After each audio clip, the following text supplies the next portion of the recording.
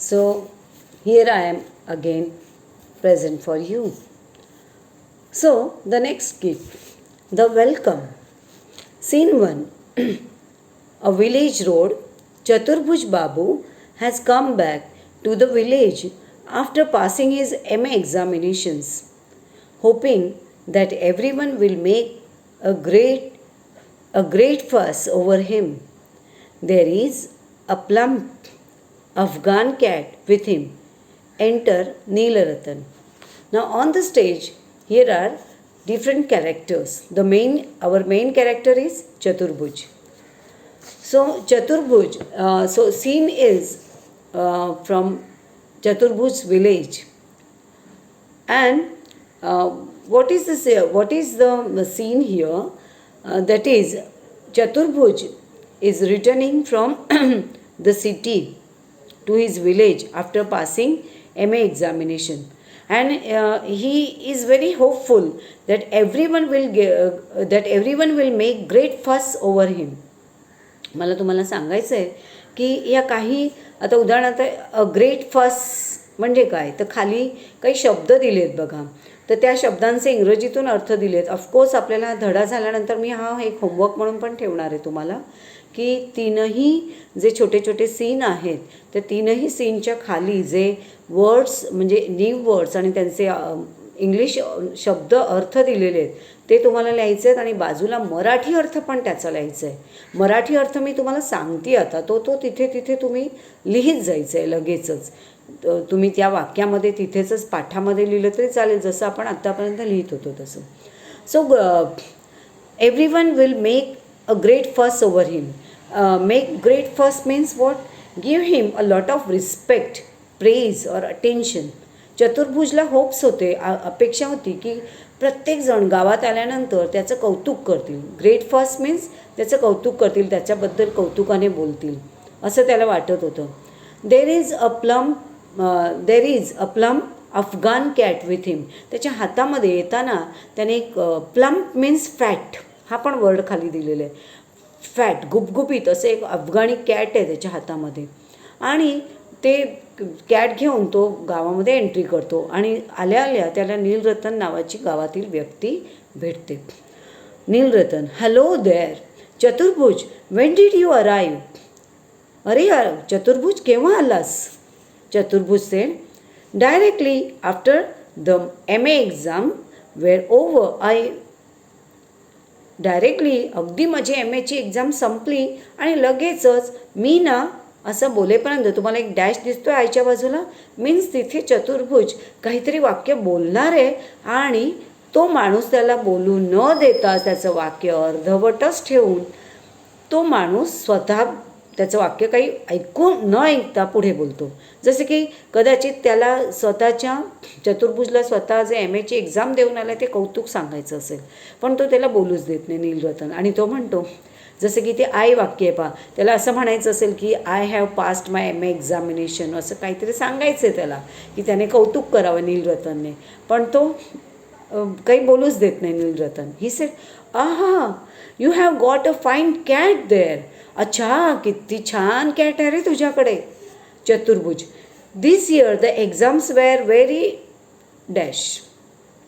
चतुर्भुज त्या कॅटचं बोलण्याकडे दुर्लक्ष करून स्वतःचंच MA एक्झामचं घोडं पुढे दामडतो. म्हणतो यावर्षी ना एक्झाम्स वेअर, म्हणून तो वाक्य अर्धवट. कदाचित त्याला बोलायचं होतं this year the exams were very tough. यावर्षी ना परीक्षा जरा खूपच अवघड होत्या, असं काहीतरी बोलायचं होतं, पण हा माणूस काही त्याला बोलू देत नाही. Nilratan again said, tell me where did you find this cat.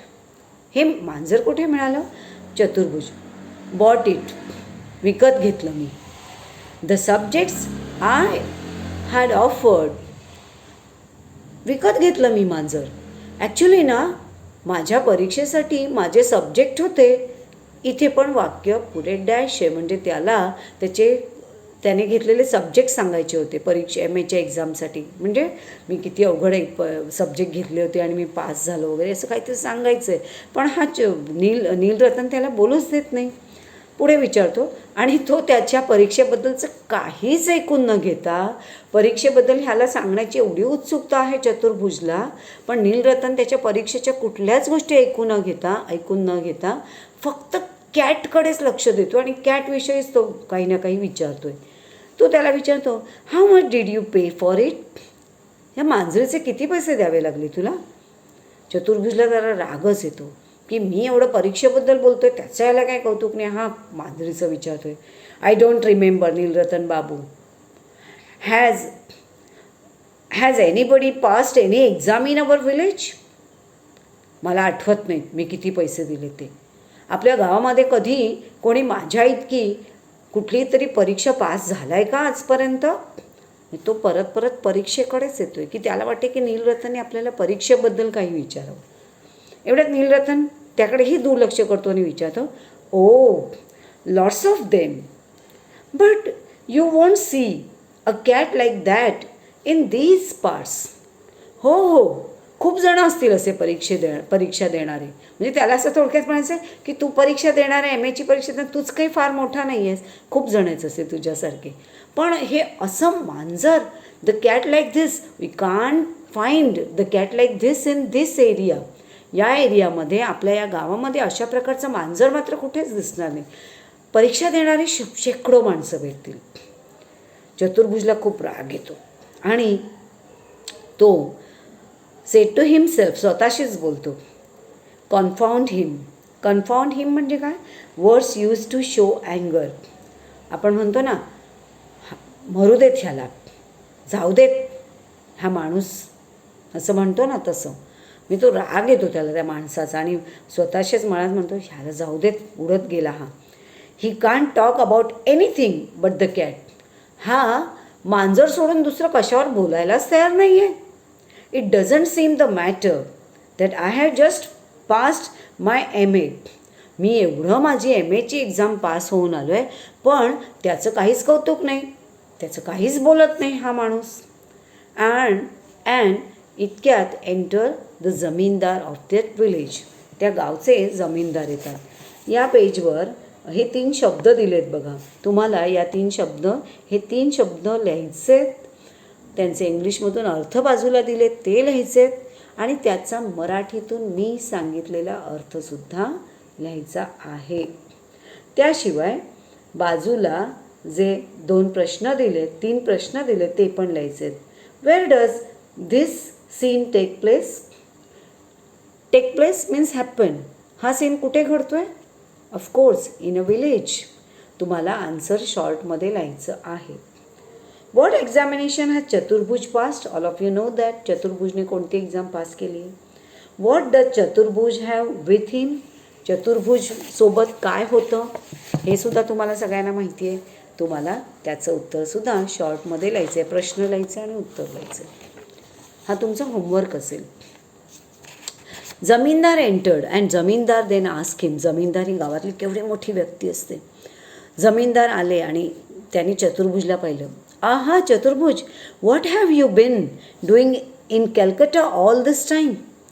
चतुर्भुज, अरे एवढे दिवस तू कलकत्त्यात काय करत होतास?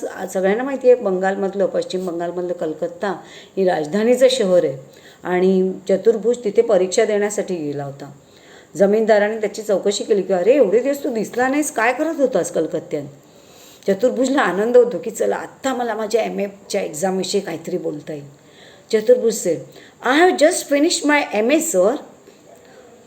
सर, मी माझं MAची एक्झाम पास केली, पूर्ण केलं MA. एवढ्या जमीनदार काय बोलतात पहा. Oh, this cat of yours is a stunner, I must say. Why don't you drop by my place with your cat sometime this evening? The boys would be delighted. त्यांचंही लक्ष जातं त्या अफगाण प्लम्प कॅटकडे, त्या गुबगुबीत अफगाणी कॅटकडे त्याचं लक्ष जातं जमीनदारचं, आणि ते त्याच्या MAच्या एक्झामविषयी किंवा त्याची चौकशी करण्याचं सोडून त्या मांजरीची चौकशी करतात. म्हणतात अरे वा, this cat of yours is a stunner. Stunner हा शब्द खाली दिलेला आहे. Stunner means very beautiful. तुझी ही मांजरी खूप स्टनर आहे, देखणी आहे. स्टनर म्हणजे देखणी, सुंदर. सुंदर आहे. Why don't you drop by my place. हिला तू माझ्या घरी थोडा वेळ सोडून दे ना. ह्या मांजरीला ड्रॉप करणे म्हणजे सोडून देणे. With your cat sometime this evening. थोडा वेळ आज संध्याकाळी थोडा वेळ तुझ्या मांजरीला माझ्या घरी सोड ना. The boys would be delighted. माझ्या मुलांना खूप आनंद होईल. डिलायटेड म्हणजे आनंद होईल. माझी मुलं खूप खुश होतील. चतुर्भुज ऑफकोर्स. आता जमीनदारांवर कसं रागवणार. म्हणतो हो हो नक्की. Of course I quite understand. I quite understand. हो नक्कीच मी समजू शकतो. They haven't seen me for a long time. खरंच ना, तुमच्या मुलांनीसुद्धा मला खूप काळ आम्ही एकमेकांना भेटलोच नाही आहोत, तर मी सुद्धा येईन भेटायला. जमीनदार त्याला पुन्हा म्हणतात, येस आय सपोज सो. हो हो तेही आहेच. तुम्ही बरेच दिवस भेटला नाही आहात. माझी मुलं आणि तू बरेच दिवस भेटला नाही आहात. But what I mean is, even if you can't come yourself, send Beni round with the cat. I want the boys to see it. And zamindar exit. बघा, म्हणजे आपण म्हणतो ना वडा केला, फजिती केली. म्हणजे काय म्हणतात zamindar. But what I mean is, मला काय म्हणायचं होतं. व्हॉट आय मीन इज, मला काय म्हणायचं होतं.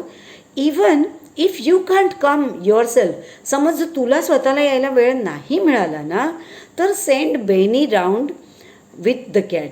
तर बेनीला पाठवून दे कॅटला घेऊन.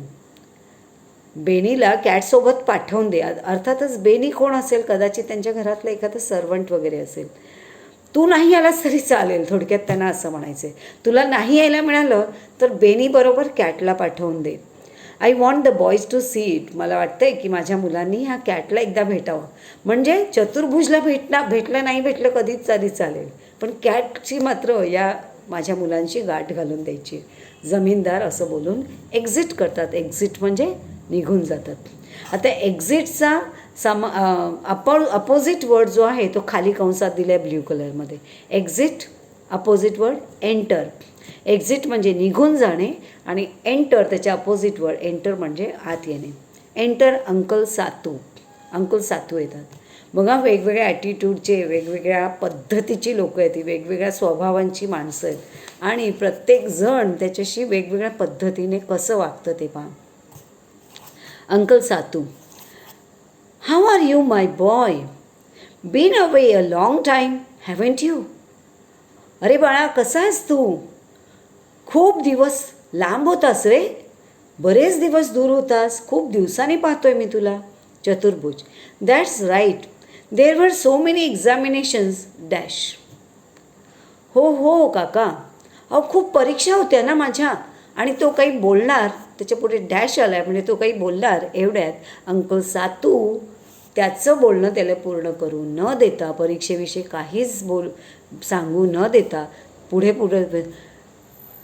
दिस कॅट ऑफ यॉर्स. अरे तुझं मांजर. म्हणजे त्यांचंही लक्ष मांजरीकडे गेलं. Means the cat attracts everyone. चतुर्भुज, फ्युरियसली. फ्युरियसली खाली शब्द दिलेला आहे तो. फ्युरियसली मीन्स अँग्रीली, रागाने बोलतो एकदम. I am going home and about to leave. त्याला खूप राग येतो. का राग येतो. Why he got angry. Because nobody attend him. Nobody at least listen to him. Nobody at least saw him. कोणीच त्याला पाहतसुद्धा नाही. कोणी त्याला म्हणजे त्याच्या बोलण्याकडे लक्ष. नोबडी लिसन टू हिम अटेंटिव्हली. त्याच्या बोलणं कोणी मनावर घेतच नाही, त्याचं बोलणं ऐकतच नाहीत. जो तो आपला मांजरीबद्दलच विचारतो. मग त्याला राग येतो. फ्युरियसली तो म्हणतो, आता मी जातोच कसा, मला नाही थांबायचं इथे. इतक्यात सातू म्हणतात, hey wait a minute, this cat. अरे थांब. अरे हे मांजर. Chaturbhuj, no sir, I have got work to do. मला आठवलं माझं एक काम, मी चाललो. खरं तर चतुर्भुजला राग येतो की सगळे मांजरीचीच चौकशी करतात, माझी चौकशी काही करत नाही. म्हणून तो कामाचा बहाणा करून निघून जातो. आणि अंकल सातू काय म्हणतात, oh come on now, answer a civil question. This cat. Civil question, साधा प्रश्न. अरे रागावतोस का एवढा. अरे माझा एक साधा प्रश्न आहे, त्या प्रश्नाचं उत्तर दे नी मग जा तू. Chaturbhuj strides away without another word. Strides अवेचा अर्थ, स्ट्राइड्स हा शब्द मला वाटतं खाली दिलेला नाही आहे, मी तोंडी सांगते तुम्हाला. स्ट्राइड्स म्हणजे लांब लांब टांगा टाकत निघून जाणे किंवा पाय आपटत निघून जाणे. माणसाला राग आला की तो पाय आपटत आपटत जातो की नाही, मोठे मोठे पावलं टाकत, लांब लांब पावलं टाकत, त्याला म्हणतात स्ट्राइड्स. सो चतुर्भुज रागाने लांब लांब पावलं टाकत निघून गेला, काहीच न बोलता. आणि अंकल सातू त्याच्यावर लगेच रिमार्क मारतात. काय म्हणतात बघा त्याच्याबद्दल, चतुर्भुजबद्दल. Just look at that. अरे अरे बघा तरी याच्याकडे. हां, it's education that's ruing it's education that ruining these young people. Ruining म्हणजे बिघडतात. रुईन होणे एखादी गोष्ट, RUIN. रुईन म्हणजे बिघडणे. बघा बघा या मुलाकडे. खरंच अरे अभ्यासामुळे किंवा हे शिक्षण आहे ना, ह्या तरुणांची डोकं बिघडवून टाकतात. ह्या तरुणांना शिक्षणामुळे ही तरुण मुलं अशीच बिघडतात. म्हणजे शिकली की मुलांच्या डोक्यात हवा जाते, त्यांना शिंग फुटतात आणि ती बिघडतात. Education that's ruining this young people. तरुण लोकांना हे शिक्षण पार बिघडवून टाकतं. We know what they are worth. We know what they are worth, but they are stuffed full of conceit. ह्या वाक्याचा अर्थ तुम्हाला लिहायचा आहे आत्ता पुस्तकात. We know what they are worth. अरे ह्या शिकलेल्या मुलांची लायकी आम्हाला माहीत आहे. They are worth म्हणजे यांची किंमत, यांची पात्रता. वर्थ म्हणजे पात्रता. ह्या शिकलेल्या मुलांची लायकी किती आहे ना ते आम्हाला माहीत आहे. वर्थ म्हणजे किंमत, पात्रता. But they are stuffed full of कन्सिट. शेवटची जी लाईन आहे ती स्टफ्ड फुल ऑफ कन्सिट. पण ही ना, ही गर्विष्ठ झाली आहेत ही मुलं. गर्वाने नुसती फुगली आहेत. स्टफ होणे म्हणजे फुगणे. ही मुलं शिक्षण काय घेतलं, गर्विष्ठ झाली आहेत. शिक्षणामुळे ही गर्वाने फुगून गेली आहेत. शिक्षणामुळे ह्यांच्या डोक्यात हवा गेली आहे, थोडक्यात त्यांना असं म्हणायचं आहे. आता खाली हे शब्दांचे अर्थ दिलेले आहेत, तर या वेगवेगळे अर्थ तुम्हाला लिहून काढायचे आहेत. त्यांचे इंग्लिशमधून अर्थ आणि परत त्यांचे मराठीतून अर्थ तुम्हाला लिहायचे आहेत आज. आता बाजूला प्रश्न आहेत. हू इज बेनी? ऑफकोर्स आन्सर तुम्हाला वर्ड्समध्ये द्यायचं आहे. बेनी कोण आहे? बेनी सर्वंट असेल, आय थिंक सर्वंटच म्हणूया आपण तिला. सर्वंट म्हणजे त्या घरातली नोकर. Do you think uncle Satu is highly educated? Uncle Satu जे रिमार्क्स देतात शेवटी चतुर्भुजबद्दल, ते रिमार्क्स ऐकल्यानंतर तुम्हाला काय वाटतं की अंकल सातू एज्युकेटेड असतील? No, not at all. Uncle Satu जर एज्युकेटेड असते, जर शिक्षण घेतलेले सुशिक्षित असते, तर शिकलेल्या लोकांबद्दल एवढं टोकाचं, एवढं तिरस्कारयुक्त बोलणं त्यांनी केलं नसतं. ते खूप तिरस्काराने बोलतात. त्यामुळे uncle Satu hates education. He is not educated, he hates education. Third one, what is the meaning of strides away? Strides अवेचं मिनिंग काय आहे? मी तुम्हाला त्याचं मिनिंग इथे दिलेलं नाही आहे, मी तुम्हाला सांगते. Strides away means walks away with long steps. Walks away with long steps. लांब लांब पावलं टाकत आपटत निघून जाणे, असा याचा अर्थ होतो. तर तुम्हाला हे 3 प्रश्न आणि हे शब्दार्थसुद्धा लिहायचे. तुम्ही 3ही पार्ट्स संपल्यानंतर एकदमच सगळ्यांचे शब्द एकत्र आणि सगळ्यांचे प्रश्न एका खालोखाल असे लिहिले तरी चालणार आहे. बहुतेक तसंच करा. नाव सीन 2, इनसाइड चतुर्भुज हाऊस. मगाचा सीन जो होता तो रोडवरचा होता, आता चतुर्भुजच्या घरातला सीन आहे. चतुर्भुज शेवटी घरी एकदा पोचतो. आता इथे इनसाइड चतुर्भुज हाऊस, फर्स्ट वन मेड. पहिला सामना होतो त्या घरातल्या मेडचा. मेड मीन्स सर्वंट, पण जी वुमेन सर्वंट असते तिला मेड म्हणतात. Made, MAID. हा होमोफोनिक वर्ड MADE पण आहे. MADE म्हणजे बनवला, पण MAID मेड म्हणजे सर्वंट, स्त्री नोकर. ती त्या घरातली जी स्त्री आहे, मोलकरीण आहे, ती येते आणि सांगते मेड म्हणजे मोलकरीण. Mother Dada Babu has come home in a blazing temper. चतुर्भुजच्या आईला ती मेड पण मदर म्हणते, त्यामुळे ती लगेचच म्हणते आई आई पहा दादा भाऊ आलेत. आता दादा भाऊ अर्थातच कोण असणार, दादा बाबू मीन्स चतुर्भुज. त्या काळी म्हणजे आत्तासुद्धा बंगालमध्ये जी घरातली मोठी मुलं असतात त्यांना दादा बाबू अशा प्रकारे संबोधन दिलं जातं. सो ती सांगते आईला सांगते की he is coming home in blazing temper. Blazing temper म्हणजे काय, खाली अर्थ दिलेला आहे. Blazing temper means very angry, खूप संतप्त होऊन, क्रोधित होऊन, रागात ते येत आहेत. कोण, चतुर्भुज. मग आई येते एवढं, वाय व्हॉट्स द मॅटर, रागावलं आहे, काय झालं बरं. Made said I don't know and enter चतुर्भुज. मला नाही माहीत, पण तेवढ्यात चतुर्भुजच येतो. आणि त्या घरातला एक छोटा मुलगा आहे, तो नेमका समोर येतो चतुर्भुजच्या. दादा दादा can I have this cat. दादा दादा मला दे ना ते मांजर. आता काय होतं पहा, चतुर्भुज स्लॅप्स हिम हार्ड. चतुर्भुज रागाने त्याला स्लॅप करतो, चापटी मारतो. का मारली असेल रे चापटी, तुमच्या लक्षात आलं. येस, अगेन रस्त्यात भेटलेली माणसंसुद्धा चतुर्भुजला त्याच्याविषयी काही न विचारता मांजरीविषयीच विचारतात. पण आता घरी आल्यानंतर त्याच्या घरात पण तीच परिस्थिती. सुरुवातच जो मुलगा त्याला सामोरा येतो तो दादाबद्दल न विचारता, चतुर्भुजबद्दल न विचारता तो मांजरीबद्दल चौकशी करतो की दादा मला दे हे मांजर माझ्या हातात. राग येतो त्याला, मारतो एक आणि म्हणतो cat cat cat the whole day long is it. दिवसभर फक्त मांजर मांजर आणि मांजर, दुसरं काहीच नाही का तुम्हाला, रागाने बोलतो. Mother said no wonder the poor boy is angry. He comes home after such a long time and these brats start annoying him at once. आईला दया येते. आई म्हणते no wonder the poor boy is angry. The poor boy is angry.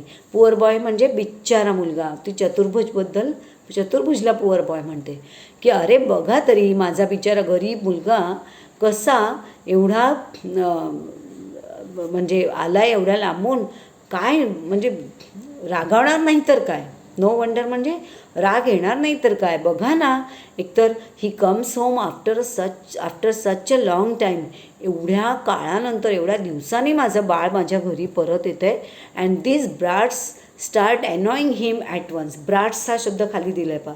ब्राट्स means naughty kids, म्हणजे आपण ज्याला म्हणूया खोडकर मुलं. ही खोडकर मुलं जी आहेत ही काय करतायत, ही त्याला भंडावून सोडत आहेत. अनॉईंग म्हणजे भंडावून सोडणे. एकतर माझा मुलगा एवढा थकून आला आहे आणि ही खोडकर मुलं, व्रात्य मुलं, ही नॉटी ब्राट्स जे आहेत हे त्याला त्रास देत आहेत, अनॉईंग करत आहेत, म्हणजे त्याला भंडावून सोडत आहेत. आणि ती चतुर्भुजकडे वळते आणि त्याला म्हणते let me leave the cat son. I will give it some rice and milk that I have put by. आई म्हणते चतुर्भुजला जाऊ दे बाळा, हां तू नको लक्ष देऊ, ते मांजर ते माझ्याकडे. मी की नाही मांजरासाठी थोडंसं पुट बाय म्हणजे आय हॅव पुट बाय म्हणजे मी बाजूला काढलेलं. मांजरासाठी ना थोडंसं दूध आणि भात काढून ठेवला आहे, तो त्याला भरवते, त्याला खायला देते. पुन्हा तेच घडतं जे घडू नये. त्याला राग येतो आईचा पण, की आईसुद्धा माझ्या जेवणाची काही काळजी नाही पण मांजरीच्या जेवणाची काळजी वाटते आईला. Again he furiously means angrily said here mother you can have the cat and feed it all you want. धर आईच्या हातात रागाने देतो मांजरीला. घे हे उंदीर, घे हे मांजर आणि एकदाचं भरव, तुला काय हवं ते सगळं भरव, त्याला काय भरवायचे ते. तो रागाने म्हणतो I shan't stop to eat, I am leaving at once. मी ना आता जेवायला पण थांबणार नाही. आय शांट म्हणजे शांट हा शाल नॉटचा कॉन्ट्रॅक्टेड फॉर्म आहे. शाल नॉट थांबणार नाही. मी आता इथे जेवायलासुद्धा थांबणार नाही. हां मी निघालो आत्ता, मी जातोच कसा आता, I am leaving at once. तो रागाने बोलतो. आई बिचारी रडवेली होते. आईला कळतच नाही की माझं काय चुकलं. मदर प्लेंटिवली, बघा हा शब्द काय आहे, प्लेंटिवली. प्लेंटिवलीचा अर्थ खाली दिलेला आहे, इन सॅड कंप्लेनिंग वे, म्हणजे मराठीतून आपण त्याला म्हणूया रडवेल्या आवाजात. आई बिचारी प्लेंटिवली बोलते, सॅड होऊन बोलते, रागाने म्हणजे गरीब बिचारी रडवेली होऊन बोलते. What makes you say such a thing, काय रे असं कसं बोलवतं रे तुला, असं कसं म्हणतोस तू. Your meal is ready and waiting, your meal's ready and waiting. अरे मील म्हणजे जेवण, अरे तुझं जेवण कधीचंच तयार आहे, आम्ही सगळे तुझीच वाट बघतोय ना बाळा. You can sit down to eat as soon as you have had your bath. तुझी आंघोळ करून झाली की ताबडतोब तू जेवायला बसू शकतोस. इथे पुन्हा हे खाली 3 शब्द आणि 2 प्रश्न. हू इज दादा बाबू. दादा बाबू म्हणजे कोण, तर दादा बाबू म्हणजे of course Chaturbhuj. Why does Chaturbhuj get angry with his mother. चतुर्भुजला आपल्या आईचा राग काय येतो, म्हणजे का तो आईवर पण रागावतो. Because mother to talk about giving rice and milk to the cat. कारण त्याची आईसुद्धा दूध भात मांजरीला देण्याविषयी बोलते, त्याला जेवायला देण्याचं अजूनही ती काही बोलत नाही. नाव next scene. Chaturbhuj. No, I am leaving. You are all crazy about cats in this parts. No one cares for men of worth. नाही नाही, मी निघतोच, मी जातोच कसं आता. You are all crazy. तुम्हाला ना सगळ्यांना वेड लागलं आहे या मांजरीचं. या गावात ना सगळ्यांना या माझ्या मांजरीचं वेड लागलं आहे. No one cares for men of worth. आता इथे तो शब्द हे दिलं नाही, पण या वाक्याचा अर्थ पहा काय आहे, वेगळा आहे, तो लिहून ठेवायचा. No one cares for men of worth. गुणी माणसाची ना कुणाला कदरच नाही. गुणी माणसाचं कुणाला काहीच किंमत नाही. वर्थ म्हणजे किंमत, काही कदर नाही. गुणी माणसाचं कोणाला काही पडलेलंच नाही. त्याला थोडक्यात म्हणायचं की मी किती गुणी आहे, मी MAची एक्झाम पास करून आलं आहे, पण हे लोकांना काही पडलेलंच नाही आहे. And kicks out at the cat. आणि तो लाथेने त्या मांजरीला रागाने उडवून लावतो बाहेर. बघा, म्हणजे तो सगळा राग त्या मांजरीवर काढतो. कारण त्याला राग काय तो की सगळेजण या मांजरीचंच कौतुक करतात, नाही सगळे त्याच्याकडेच पाहत आहेत, माझ्याकडे कोणीच पाहत नाही आहे. तो राग त्या मांजरीवर काढतो. त्याच्या घरात जी काकी आहे त्याची, तिला फार वाईट वाटतं आणि ती पटकन मध्ये म्हणते, डोंट हर्ट द कॅट. अरे नको त्या मांजराला असा त्रास देऊन. शी डझंट डन एनी हार्म. अरे तिने कोणाला हार्म केलं आहे का, ती कोणाला काही त्रास नाही देते, मग तू का असं तिला मारतोयस, नको तिला त्रास देऊ. आता चतुर्भुजला आणखी राग येतो. झालं, काकीला पण ह्या मांजरीचंच पडलेत, माझं काहीच नाही. When it comes to a cat, तो काय म्हणतो पहा, when it comes to a cat you are all hurt but you have no pity for human beings. हां बघ काकी कशी येते. जेव्हा मांजरीची गोष्ट येते ना, तेव्हा तुम्ही सगळेजणं दुखावले जाता. You all hurt. तुम्हाला सगळ्यांना फार वाईट वाटतं आणि तुम्हाला फार म्हणजे असं मनाला लागतं तुमच्या. पण no one but you have no pity for human beings. पण बिचाऱ्या ह्या गरीब माणसाबद्दल, या माणसाची दया मात्र कोणाला येत नाही. सगळ्यांना मांजराबद्दल सहानुभूती आहे, पण ह्या गरीब माणसाची दया मात्र कोणालाच येत नाही. PITY म्हणजे दया. आणि तो एक्झिट करतो, निघून जातो. लिटिल गर्ल, त्या घरातली एक छोटी मुलगी येते, लुकिंग आउट, बाहेर जाऊन म्हणते, come and see uncle Hari, what a big cat tail. आणि ती अंकल हरीना हाक म्हणते. बाहेर अंकल हरी आलेले असतील, त्यांना बोलावते की अंकल हरी या लवकर या. What a big fat tail. हो बघा ना मांजरीची कॅट, ह्या कॅटची टेल बघा ना किती गुबगुबीत आहे, शेपटी किती गुबगुबीत आहे. हरी अंकल आणखी विचारतात, हुज टेल. चतुर्भुज. कोणाचं शेपूट गुबगुबीत आहे, चतुर्भुजचं का. Girl said, no the cat's tail. नाही हो काका, मांजरीची शेपटी बघा किती गुबगुबीत आहे. आणि सीन 3, दृश्य 3. On the road again enter Chaturbhuj, bag in hand without the cat. आणि तो आता निघाला आहे रागाने परत शहरात, कारण का त्याच्याकडे कोणी बघत नाही. हातात बॅग घेतली आहे, निघाला. हातामध्ये कॅट नाही आहे मात्र. आता त्याच्या हातात मांजर नाही आहे हे बघून लोक त्याला म्हणजे काय काय लोकांचे रिॲक्शन्स आहेत ते बघा. सुधाचरण भेटतो पहिला. सुधाचरण विचारतो, sir wears that cat of yours? Sir तुमचं कॅट कुठे गेलं? मांजर होती तुमच्या हातात सकाळ, कुठे गेली ती? चतुर्भुज, इट्स डेड. मेली ती मांजर. Sudhacharan, oh how sad, how did it happen? अरे रे, फार वाईट झालं. कसं बरं हे असं झालं? कसं घडलं? सकाळी तर चांगली होती, कशी मेली? चतुर्भुज, चतुर्भुज इरिटेबली. इरिटेबली, इरिटेबलीचा खाली अर्थ दिला नाही आहे. इरिटेबली म्हणजे इरिटेट होऊन बोलतो, म्हणजे वैतागून बोलतो एकदम. इरिटेबलीचा अर्थ वैतागून. आय डोंट नो, कशी मेली?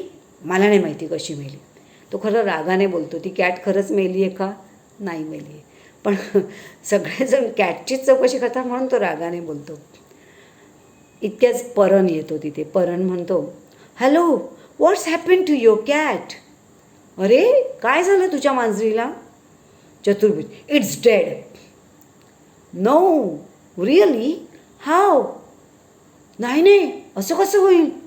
खरंच सांगतोय? अरे असं काय झालं? कॅट मेली कशी? Chaturbhuj, the same way all of you will die. रागाने बोलतो, तशीच मेली जसे की तुम्ही सगळेजण एक दिवस मरणार आहात ना, ज्या पद्धतीने तशीच मेली ती पण. By swinging at the end of a रोप.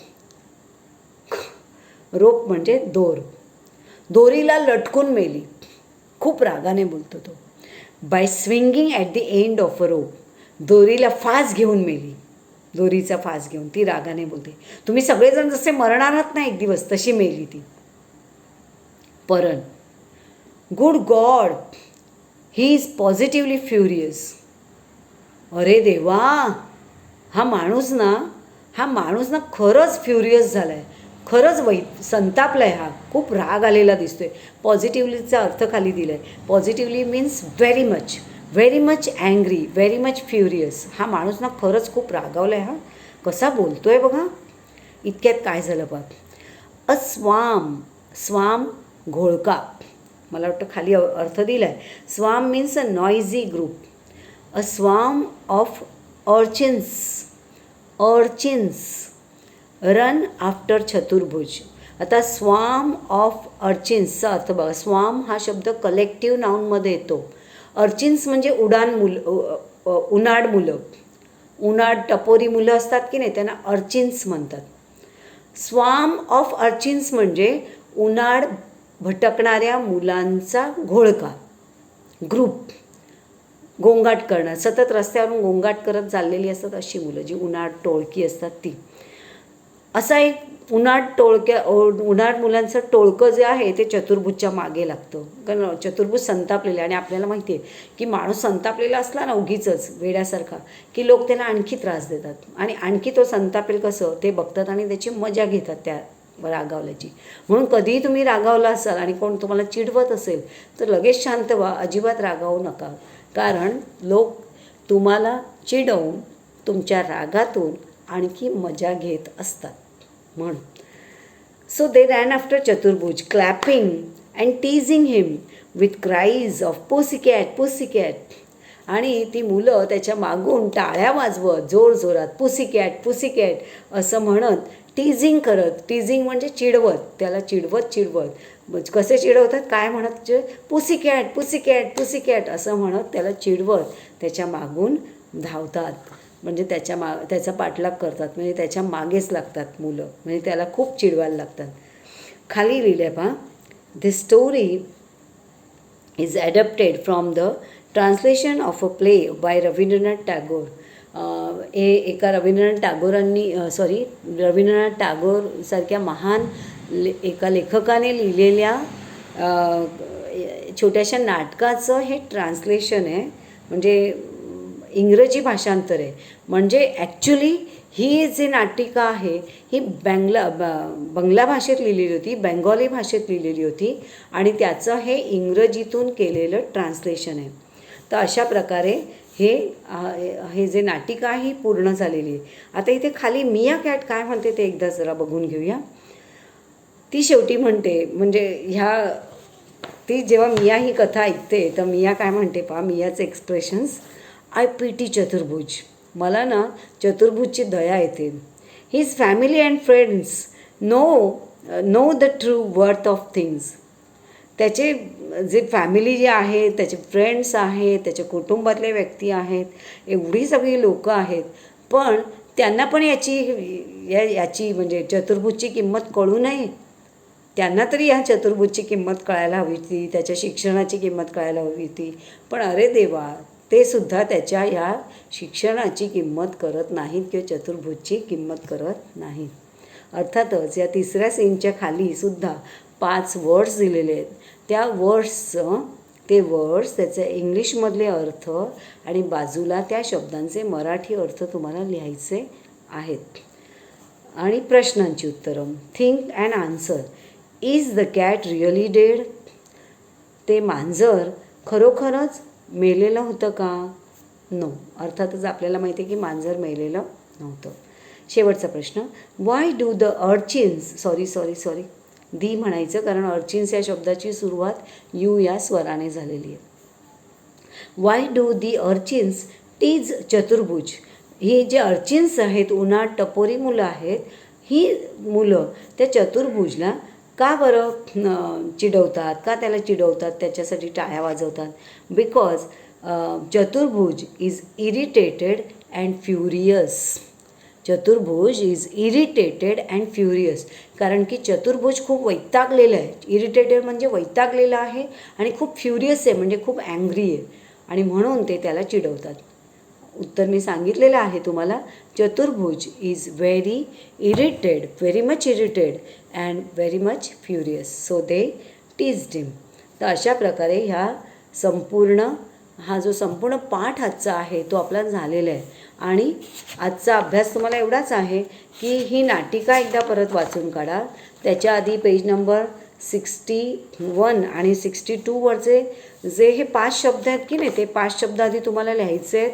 त्यांचे इंग्लिशमधून लिहायचे आहेत, त्याचे मराठीतून उच्चार पण लिहायचे आणि त्याचं अर्थ पण लिहायचे. 5 शब्द म्हणजे एन्थुझियास्टिक, सॅरकॅस्टिक, इंडिफरंट, न्यूट्रल आणि अटेंटिव्ह. हे 5ही शब्द तुम्हाला लिहायचे. सुरुवात या शब्दांनी करायची आहे. त्याच्यानंतर बाकी खालचं हे काही करायचं नाही आहे तुम्हाला, टेबल वगैरे. त्यानंतर द वेलकम या पाठाचं नाव तर तुम्ही वर लिहिणारच आहात. त्यानंतर या 3ही पाठांच्या खाली जे शब्द दिलेले आहेत ते शब्द फर्स्ट ऑफ ऑल लिहून काढा, त्यांचे इंग्लिशमधून अर्थ लिहून काढा आणि त्यांचे मराठीतूनही अर्थ लिहून काढा. तिन्ही पार्टचे हे शब्द झाले की मग तिन्ही पार्टच्या खाली जे छोटे छोटे प्रश्न आलेले आहेत त्यांचे वर्ड्समध्ये उत्तरं द्या. पूर्ण वाक्यात उत्तरं नाही लिहिली तरी चालणार आहेत. तर ह्या सगळ्या प्रश्नांची, तीनही पार्टच्या खाली जे प्रश्न आलेले आहेत ते प्रश्नांची उत्तरं, प्रश्न आणि त्यांची उत्तरं लिहून काढा. आणि पुढच्या वेळेला आपण या पाठाखाली जे इंग्लिश वर्कशॉप दिलेलं आहे ते करूया. तर आय होप तुम्हाला आजचा पाठ कळला असेल आणि तुम्ही तो खूप एन्जॉय केलेला असेल. So till then, good bye.